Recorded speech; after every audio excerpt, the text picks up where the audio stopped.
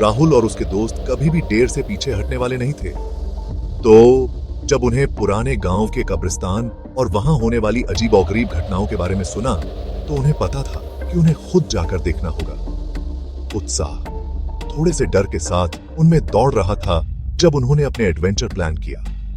गांव के किनारे पर बना वो पुराना कब्रिस्तान बेचैन आत्माओं और अस्पष्टीकृत घटनाओं की कहानियों में डूबा हुआ था। उन्होंने रात को जाने का फैसला किया, किस्मत को ललकारने का सबसे सही समय। जैसे ही शाम ढली, आसमान नारंगी और बैंगनी रंग में रंग गया। राहुल और उसके दोस्त निकल पड़े। जैसे जैसे वे कब्रिस्तान के करीब पहुंचे, हवा ठंडी होती गई। उनके ऊपर एक अजीब सी घबराहट छा गई। उनके शुरुआती उत्साह को एक नर्वस बेचैनी ने बदल दिया। पुराने लोहे के दरवाजे ऐसे खुल रहे थे जैसे उन्हें वापस जाने की चेतावनी दे रहे हों। वे अंदर कदम रखते ही उनके दिल की धड़कन और तेज होती गई।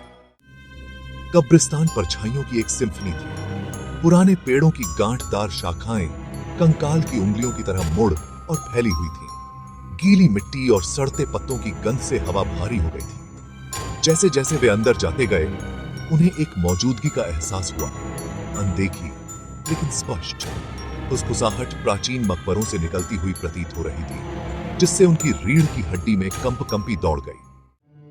अचानक एक ढहते हुए मकबरे के पास हलचल ने उनकी नजर पकड़ी।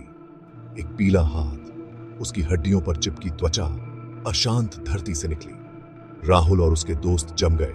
उनका खून बर्फ में बदल गया। हाथ आगे बढ़ा, उसकी उंगलियां मरोड़ रही थीं, जैसे किसी चीज को ढूंढ रही हों। फिर अचानक वह वापस कब्र में चला गया, अंधेरे में गायब हो गया।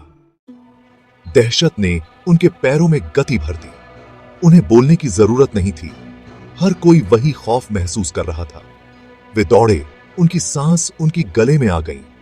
कब्रिस्तान की परछाइयां उन तक पहुंचती हुई प्रतीत हो रही थीं। अंत में वे कब्रिस्तान की सीमाओं से मुक्त हो गए। खुली सड़क उनके सामने मोक्ष की किरण की तरह फैली हुई थी। जब तक वे गांव के बाहरी इलाके में नहीं पहुंच गए, तब तक वे दौड़ना बंद नहीं करते थे। उनके फेफड़े जल रहे थे, उनके दिल अभी भी उनकी पसलियों से टकरा रहे थे। हांफते हुए उन्होंने कब्रिस्तान की ओर देखा। उसका सिलहूट क्षितिज के खिलाफ एक काला धब्बा था। हालांकि वे बच निकले थे, वे जानते थे कि वे जो देख चुके हैं उसे कभी नहीं भूलेंगे। और जैसे ही वे जाने के लिए मुड़े, उन्हें लगा कि उन्होंने एक आवाज सुनी है, हवा में बह रही है, उनके नाम पुकार रही है। कब्रिस्तान ने अपने रहस्यों को अपने पास रखा, लेकिन इसने उनके भीतर एक ऐसा डर भी जगा दिया था जो सूरज निकलने के बाद भी बना रहा।